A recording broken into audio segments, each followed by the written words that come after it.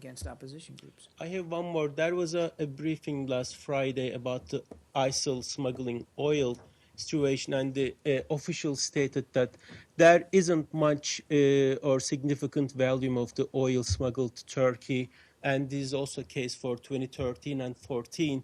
Whereas we have many statements, including from Secretary Kerry and other officials during these years, suggesting that there is oil and that finances ISIL. So there's a discussion whether seems to be the information or the statements in those years kind of not exactly aligned with the last week's briefing. I'm not quite sure I completely understand your question, but I think I got it. So let me take a crack, and then if I don't get it, you tell me. Okay, thank you.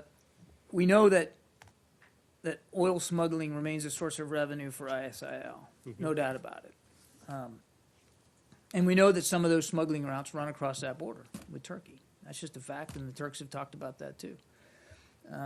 Which is one of the reasons why we just talked about strikes that DOD spoke to yesterday against oil heads. I mean, which is why you start to see some of these strikes against the oil infrastructure that ISIL has or is trying to exploit.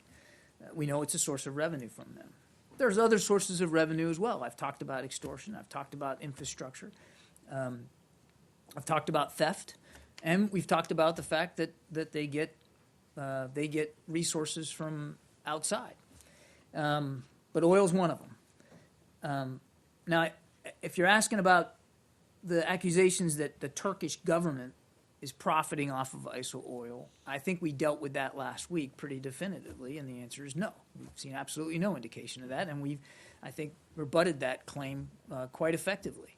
And I have nothing new to add. We've not seen any collusion by the Turkish government with ISIL in terms of oil smuggling or consumption. None at all. It's just a baseless falsehood that was propagated about the Turkish government.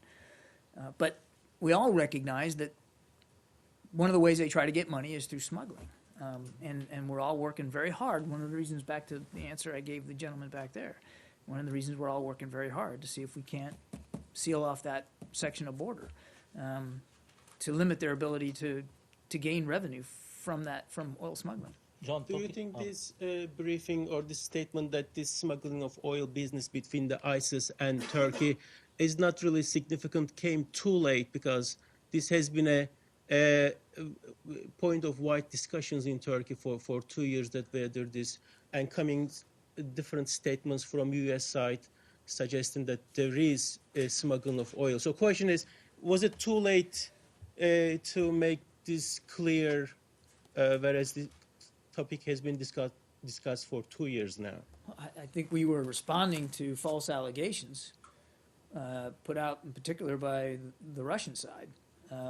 So I don't know how to answer your question, whether it was too late or not. It was in response to a complete fabricated falsehood. Again, Turkey's a vital ally, NATO ally, and a vital partner in this fight, and we all recognize the challenges along that stretch of border, and we're working hard to shut it down. I don't think anything was too late. I mean, I've been talking about, as part of my role here and in another building, about the sources of revenue that ISIL gets. And we've been talking about this for more than a year. And it's not been any secret that we know that part of the way they finance themselves is through smuggling oil, through oil infrastructure. Why didn't you start